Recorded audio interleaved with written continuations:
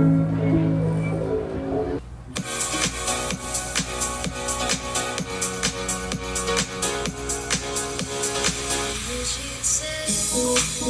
okay.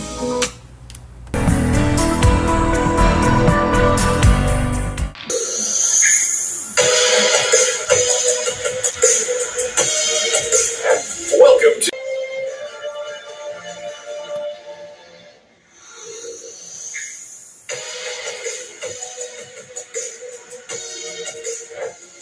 to Films and Stars. Welcome to Films and Stars على قناة MBC4 Edits. Insider's Guide to the Movies.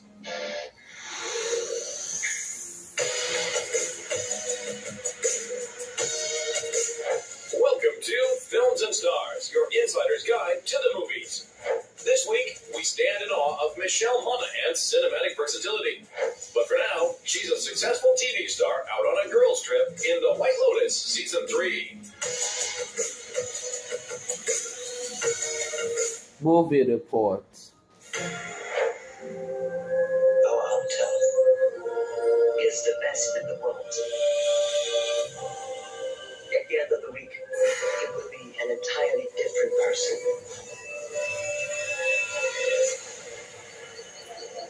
To Thailand and a week of new memories. Fans of quirky dark comedy rejoice as the third season of the popular series The White Lotus is finally upon us. This Emmy Award-winning social satire once again boasts an all-star cast that heads to an A-list resort to unleash their worst, most privileged impulses. Written and directed by Mike White, this batch of episodes brings us to a new White Lotus hotel in a brand new location with a largely new cast, who were all very much into the earlier seasons. I'm going to help you bring your joy back. I'm such a big fan. Like, the first few seasons I love, and I used to say I want to be in White Lotus, but I don't know where I'd fit. I couldn't see myself in that world. And then I got the audition for Chelsea, and I was like, oh my God, this could be it, this could be it. I was actually so scared to do it. I think because I cared so much, I was like weirdly like putting off doing my self-tape. I was like, don't think I'm going to do it. And my friends were like, do you think you might be self-sabotaging here because you feel like you might get it? I love it just as much as everyone else loves it. Of course, being invited to be a part of it, you certainly want to do it justice, and you want to be in service of Mike's brilliance. You know, he's such a master of tone, and I think that is something that we all, were motivated by. I think what makes this particular season a little bit different is that we're in Thailand. It's the location, and what's exciting is that we see each of the characters explore Thailand in a way that we haven't seen in previous seasons. And I think as a result of that, this show actually feels bigger. So many great locations. We moved around a ton. We switched hotels so many different times, and just to really explore the beauty of the island. I feel like Thailand's a character this season, and we get to see so much of it. Since the first season rolled out back in 2021, the series من انطلاق الموسم الأول عام 2021 أصبح المسلسل مشهور. That means the مسلسل they were doing is مشهور because it was launched in 2021 by the guest stars, these guests like myself. It's the location, and what's exciting. The lady with the white shirt, the White Lotus. Is that we see each of the characters explore Thailand in a way that we haven't seen in previous seasons. And I think as a result of that, this show actually feels bigger. So many great locations. We moved around a ton. We switched hotels so many different times, and just to really explore the beauty of the island. I feel like Thailand's a character this season, and we get to see so much of it. Since the first season rolled out back in 2021, the series has become rather iconic, and its returning cast members were treated like royalty during the shoot. I mean, season one, we just felt lucky to be working. It was COVID. We were in one location. We weren't allowed to leave the location. And to go from that to White Lotus is like a cultural phenomenon. Like, it's just... And I felt that going in. I felt that pressure and that nervousness. And I remember Carrie came up to me and she was just like, "You're nervous?" She's like, "We're all over there and we're all nervous to meet you." Old friends, long time friends, not old. What happens in Thailand stays in Thailand.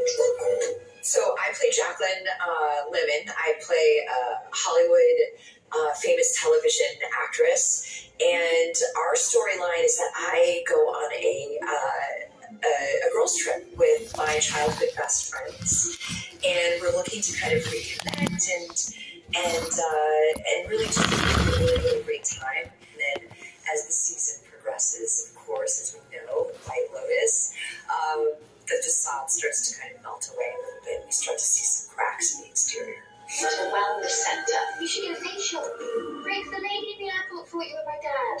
God. Chelsea's so oblivious to what the White Lotus Resort is. Just aware. She's like, why the hell are we here? So actually going into that headspace helped me forget that I was in the show. Like, I kind of didn't have the stakes of the show so much because Chelsea just had a great. The brand new third season of The White Lotus is available for streaming now. I almost died today.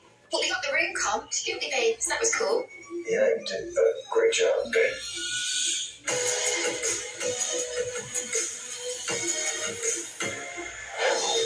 Michelle Monaghan started her career in showbiz as a model before segueing into acting. She soon became known for her versatility, surprisingly good in everything from comedy to action to intense drama. I think it's just people mistake me for being just like really, really happy all the time. It's like I really like to explore the darker sides of roles, and that is just, obviously that's what actors do. That's our job. One of her biggest early breaks was in the beloved dark comedy detective flick Kiss Kiss Bang Bang opposite Robert Downey Jr. It's interesting. It's come back around now in like the latter years as a Christmas movie. It's kind of reinventing itself. In fact, people will always say to me like, "Oh, Kiss Kiss Bang Bang is my favorite Christmas movie." I was like, "Oh wow, that's right. It was set around Christmas time," and I never thought of it as that. But I'm glad that it's still. It's found its audience. It's a bit of a cult favorite, and it means so much to me because I'm so proud of that role and everybody in it. Right from the start of her career, Monaghan was working with big-name actors like Downey, Val Kilmer, Casey Affleck, and Jake Gyllenhaal. At first, she was a little starstruck.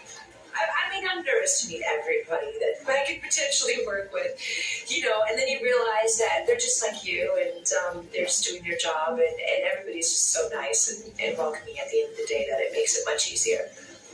Michelle has appeared in several rom-coms, such as Maid of Honor and The Heartbreak Kid, and knows that being funny is harder than it looks.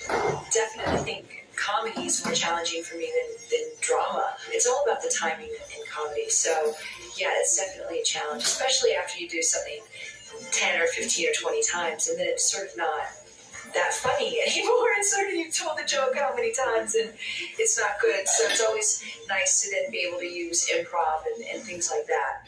Among the big blockbusters on her resume is the Mission Impossible series, where she played the wife of Tom Cruise's character. She joined the team in the third installment, in which she gets kidnapped by a villainous Philip Seymour Hoffman. That was just such an extraordinary experience from beginning to end. Certainly that film, I think one of my first days on set actually was the scene it was the opening scene of that film with Philip and Tom. As intense as it looked like, of course, Philip's such a tremendous actor and, just such a talent we were so fortunate to be graced with. 2021 found her back with her Gone Baby Gone co-star Casey Affleck for the psychological thriller Every Breath You Take. Well, listen, that movie remains, a highlight. I'm very proud of that movie.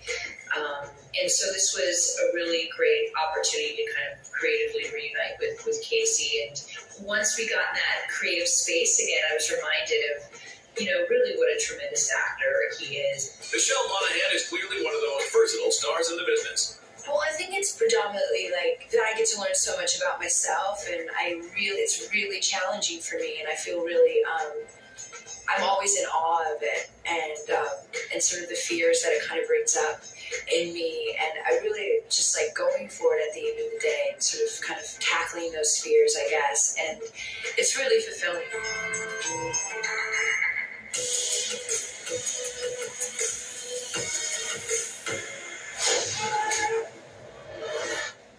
Thank you for finding the time.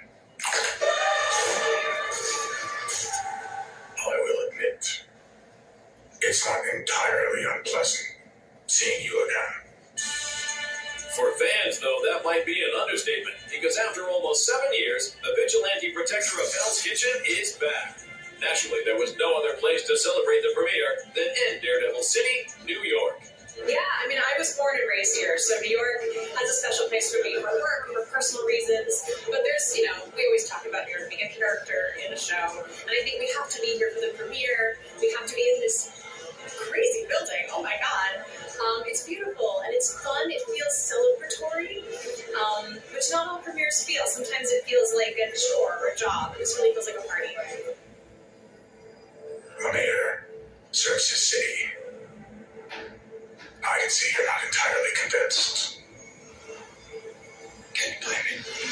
Born Again continues on from the 3 seasons of Daredevil on Netflix, now at a new home on Disney+. It's so great. We're so happy about the show being back, and we had such a great time shooting the first season. It was great. It was difficult, but we pulled it off somehow, in some way. It seems like, and it's just very exciting.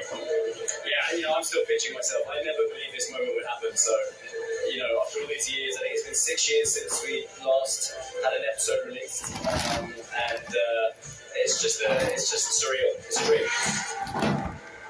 I can't shake the feeling that you're gaming the system. Why did you stop being a vigilante? The line was crossed. First Kevin asked us to do, I think he asked you to do Spider-Man first.